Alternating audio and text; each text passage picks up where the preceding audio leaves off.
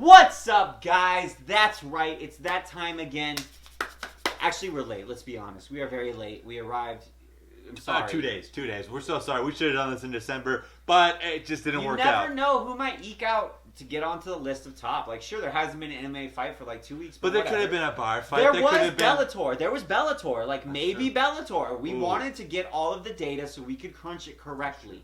That being said, guys, we are counting down our top 5 fighters in 2019 for y'all. And this is actually, like, data-driven and just everybody agrees. This is the cohesive list. This is the only list that matters. This is the legit list. Everybody else's list. So you guys are welcome. You guys are welcome. We supply this for you. If you disagree with us, again, you're wrong, but comment down below and tell us why. Yeah. So, there were a lot of good fighters this year. A lot of good fighters, yeah. So this is a really hard list. It was very, very difficult to make, and let's say that's why we came out 2 days late. Yeah, let's just say or whenever this is posted. No, for sure. It's because it was so difficult. But we have a few people that we have to have in our honorable mention category just because there was such a damn strong field this year. And I think especially 2 of these fighters were on nobody's list or even close to them, which I think is kind of ridiculous. But a lot of people had Usman in their top 5. Yes. Which is great. Understandable. Yes, he had a great year, beat Woodley, beat Covington, and I think Woodley and Covington are both really, really great, good fighters. I completely gained a whole new respect for Usman. And so for everybody out there commenting that we don't give Usman the proper respect that he deserves. We don't respect Marty as much as we should. And we should, for sure. He's really, really good. He's really good. Like, he's definitely a top 8 fighter in the UFC this past year. Now, is he a top 5? No. But great performance nonetheless, and has to make the honorable mention. Yes. Also, I feel like we took into account opposition. We took into account what the performances actually looked like against the opposition. So, like, a dominant win versus a normal win. Right. We did weight that. And just, like, strength, how many times they fought. I feel like those were our 3 main metrics. And that's why it's really, really pains me that both Jones and Nunes didn't make the list. I would argue on a technicality. Jones and Nunes both fought twice in 2019. Yep. Both beat contenders. Jones beat Anthony Smith and Thiago Santos. A lot of people weren't hype on Jones's performance in either of those fights. I think Smith just underperformed, and I think Santos just overperformed. Yeah, I think Smith got completely, deer in a headlight, kind of syndrome. But he was on a tear. Yeah, he was really killing it, doing fantastically, and has since who is his bounce? He beat the bricks off Alexander Gustafsson when he came down. I mean, he literally retired him. And that's no exaggeration. Yeah. And Amanda Nunes fought Holly Holm and Jermaine Durandame. But before the Holly Holmes fight, which was in December 29th. And this is why it gets, it crushes me that Nunes and Jones aren't on the list. Because she fought Chris Cyborg December 29th, 2018. Out. If that had been 2 days later, Amanda Nunes would have been number 2 probably on her list. Because she became double champ. She knocked out one of the GOATs of WMMA. And then she went on to beat Holly Holm by TKO, by the way. Yeah. And it was a nice-ass knockout. And she beat Jermaine Durandame, who is a much more dangerous opponent than people give her credit. And Jones is in the same boat. He also fought December 29th, and he beat the bricks off of Alexander Gustafsson in one of the most dominant rematches ever. And it was a hard-fought, competitive fight versus Thiago Santos. Man, that was a crazy fucking fight. So both of those fighters were 2 days away from being in our top 5 for sure. And Nunes would have arguably fighting for second or first, honestly. And they're probably crushed. They're probably so sad right now. I hope none of them go into a depression. Yeah. If anybody's career starts derailing after this, all we can say is we're sorry, and we will send you a C's Candy gift basket. But we have number 5 coming up here. It was a really, really hard decision, like we said. But Volkanovski had the same thing that Nunes and Jones did, where he actually was 2 days away from fighting 3 times and winning 3 times in 2019, which I'm not going to lie, that did come into consideration. But the man beat freaking Jose Aldo. He beat Aldo and he beat Holloway. Both, and not just beat Holloway, I don't care what Rogan says. I don't care what people say out there. It was a resounding, dominant victory. It was. And I have a hard-on for when fighters execute a game plan. It was such a dominant performance up until the 3rd round. But after you win the 3rd round, you've got it in the bag. And even halfway through round 4, that's when Holloway discovered his kryptonite, which is his body. So it was basically 3.5 rounds. Volkanovski absolutely dominated. Then Max started to kind of come back for a round and a half. But at that point, that's not even close to enough rounds to win the fight or get even near it. And he beat Aldo, and he beat Chad Mendes 2 days before the new year. Arguably, probably at least the top 5 GOATs of the heavyweight division. Jose Aldo's the GOAT of the featherweight division. Mendes would have to be up there. He's one of the best UFC fighters to never win a title. He's fantastic, especially when he was under Ludwig. Yep. The Aldo. It's really crazy when you can say somebody's like best performance and the most amazing they've looked is in a loss. But his rematch with Jose Aldo is one of the best fights in the UFC history. And Mendes looked amazing. On that night, he was one of the best featherweights ever. For sure. Volkanovski has to be up there. Won the belt. Great job, Volk. But we didn't place him higher because he only won twice.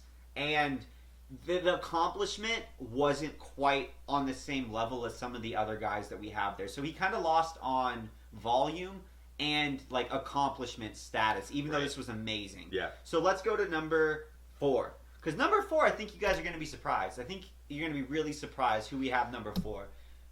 Back that up, baby. Backing it up. Back that up. Oh, no. There we go. I was going to say. It is Masvidal. I don't know if you guys saw that. Back that ass up like Askren did when he got hit by the flying knee. And he backed it up. So, Masvidal won Fighter of the Year on a lot of these bullshit-ass lists that we saw coming out. And there's, in my opinion, really no case to be made for him winning Fighter of the Year. Yes, I agree. Most popular Fighter of the Year, sure. Most iconic Fighter of the Year, sure. Absolutely. Most improved Fighter of the Year, even. Absolutely. Yeah. I actually think he would win. I would pick him number 1 for all those 3. But Fighter of the Year, he is not. And I don't think it's even particularly close. He beat Darren Till, Ben Askren, and Nate Diaz. Yes. And I think the manner of his victories, which we said we would take into account, but I think the manner of his victories and his meteoric rise in popularity has made people really overweight the significances of those actual performances. So let's break them down. Darren Till, he was on the rock bottom of his career when he lost to. He had just been knocked out. Been knocked out really badly by Woodley. Yep. And no, knocked down. He got knocked. Okay, whatever. Okay, he got knocked out by Woodley. He got knocked out. He got knocked out, and then there was like punctuation after it, and that was the TKO. Okay, whatever. Okay. Oh, come on. Okay, whatever. Oh, we'll move on from that. He was at the low of his career, and then he got knocked out. A beautiful knockout. Great knockout by Masvidal. But then he moved up a weight class. Yes, and then if anybody wants to say the Ben Askren knockout has aged badly. It's aged pretty poorly. But the thing is, I feel like on the surface it has aged badly, and this is why like I go back and forth. I'm simultaneously like the biggest George Masvidal hater and the biggest George Masvidal proponent, because I feel like some hardcore fans don't give him his due for what he has accomplished, but I think some casual fans way overrate him. So I feel like I'm constantly arguing both sides, but the Askren win, I don't know that it actually aged that badly, because Askren got choked out by Damian Maia? Who wouldn't? It was like a specialist matchup. And to be fair, it did not cater toward. It was a hard matchup for Askren. Because like the best submission grappler will usually beat the best wrestler. Yeah. Once you're at that highest level, right? If this is Pokemon, Askren is water and freaking Damian Maia is fucking. Grass, I guess? Grass. Yeah, let's do that. I was about to say fire, and I'm like, oops, never mind. But that being said, Masvidal definitely deserved this spot. Great wins, great highlight reel. 2 wins against top 5, and the Nate Diaz win just kind of puts a cherry on top. And he was beating that ass. He was. I mean, it's been a while. It hasn't since Nate Diaz got beat like that. Yeah. There's only been like 5 guys who have ever beat Nate Diaz up like that. Yeah, it was pretty brutal. I'm showing so much like. But we have Masvidal way lower, so you have to wonder, who do we have in our top 3? So, number 3, we're actually going to be taking a bit of a left turn. And this is our love child, Canelo Alvarez, the fusion. Our fusion, this is us right here. He's a Mexican ginger. That's just the craziest thing in the world. You gotta love it. Ginger Mexican, if you were wondering how that worked. Yeah. So, Canelo Alvarez, and this is something that I feel like weirdly doesn't get enough credit for, and does get too much credit for, again, kind of like Masvidal. He beat Daniel Jacobs, who was a super legitimate contender, and it was a smoke show. It was. Like, Daniel Jacobs was in Canelo's fun house of smoke and mirrors that whole fight. Yeah. It was not competitive. It was not close. And Daniel is super legit. He's crazy. If you guys saw his last fight, which was like 2 weeks ago, it was a phenomenal fight. He's great. Daniel Jacobs is the miracle man. He beat Julio Cesar Chavez Jr. He did. It was a great fight. He made him quit though. Wow, that just kind of took the steam out of what we were saying. But that's all right. Anytime he... Chavez Jr. gets mentioned, he just takes the smoke out of everything. Yeah, he does. Everyone's trying to go... Which is too bad. Listen, like, he's not a bad fighter. He's just not senior. He just doesn't have... He's just not senior. I don't think he's got the technical know-how either, to be honest. He's got some power, though, from all that Like, that's Mexican the thing, though. Like, he's a really... he is a really, really good fighter, though. He's just, like... It's unfortunately he will be in his dad's shadow, but what a damn shadow to be caught in. Yeah. Like, who wouldn't be caught in that shadow? Like, maybe 6 fighters? And to Jacob's credit, he was eating some bombs. Yeah. And throwing 5 back at Caesar, which made him quit for sure. Anyway. But Canelo, our guy, killed Jacobs, basically. He has 4 belts. He's got 4, not just 4 belts. He's got 4 belts. He's got belts in 4 weight classes. Yes. He's got belts in 4 weight classes, and 3 of those are unified. True championship level belts. And this was a damn light heavyweight title. Like, he moved up in weight to fight Sergey Kovalev, who's a legit champ at light heavyweight. And a lot of people are like, oh, he's not the guy. But he's still a guy. Yeah. Like, he's still a guy. And it's still a belt. It's still a damn impressive performance. And look at how he won it. Yeah, he knocked the man. Knocked them the fuck out. Oh, it was on our top 5 KOs for a reason. So just because of the accomplishment, 4th weight class, because of the manner, damn great KO. Yeah. And the performance with Daniel Jacobs as well, you have to have Canelo in the top 3. And we like to sneak a little boxing into our MMA videos every once in a while. You guys should watch it. It's a damn fun sport. That being said, number 2, baby.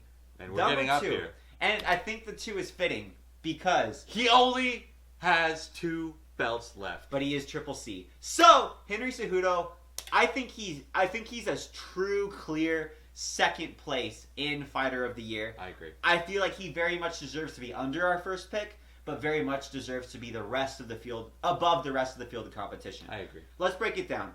Beats TJ Dillashaw, champ versus champ match, decisively. And I think that the weight did play a factor, but it was also another instance where it was like a perfectly executed game plan. You have a switching stance, shifting fighter, literally just how do you handle that? Hey, let's step to him and shove his ass. It was great. It was very clever in its simplicity, too. It was like genius. And it favored his wrestling. Yeah. Got the finish. Great fight. Then TJ pops. Just makes the victory look better in retrospect. Yep. Then he farts. Then he farts. Well, that's what it was. Kind of did That's what the fight was. But, like, Marlon Moraes was kicking his ass that Marlon Moraes is still amazing. Best first-round bantamweight in the world. Seriously, best first-round bantamweight in the world. He's crazy. His head kicks are ludicrous. Him and Barbosa, I don't know what kind of water they were sipping in that Muay Thai school, but their legs are so damn fast. They are so fast. They look like the Roadrunner, like blah, blah, blah. Oh. Henry, I feel like there's not too much to say other than what we've already said. Super cringy and stuff like that, for sure. And that's also why we put him in number 2. Nobody's bent. This man who's in number 1 does not bend the knee to anybody, including Cejudo. Especially Cejudo. Because Cejudo could probably suck his dick without going to his knees. So, that being said, we've got the man, the number legend, 1. Israel, the weeb, Adesanya. Who I am such a damn big fan of this man. And I do not. Every other MMA publication, like, you say you're reputable. If you don't have Izzy as number 1, that's bullshit. And you're just catering to clickbait. You're just trying to get views on your articles. And I think that's a travesty. And you're one of the reasons that MMA is not taken seriously. And MMA journalism isn't taken seriously. So you're welcome. We're doing your job for you. Better than you. You'll never get here. Bye. So, let's talk about Izzy. Adesanya, though. Holy shit. What a damn year. I honestly, when this man was still a hype train, I thought, man, like, there's no way he's going to be able to sniff it, to even come close, because we haven't had an amazing kickboxer, like strictly kickboxer, come into the UFC and steamrolled guys. There hasn't like been a kickboxer, like a truly like A1 level kickboxer ever, I would argue. Yeah. That came into the UFC. Yep. Crow Cop came into Pride, but that was such a different rule set with like the cage, or excuse me, with the ring and everything. Yep. Can you think of a single UFC fighter with like like there's kickboxing based? I guess Joanna and Valentina in the men's divisions though. But I can't think of a single one. No. I thought he was a hype job. I'm gonna be real. I thought he was gonna face a wrestler and get fucked up. I thought Brad Tavares was going to fuck him up. I thought Derek Brunson was gonna mess him up bad too. And I'm so glad Izzy proved us so wrong. And it's been really cool seeing his development as a fighter. And man, let's just go through his wins this year in 2019. Anderson Silva.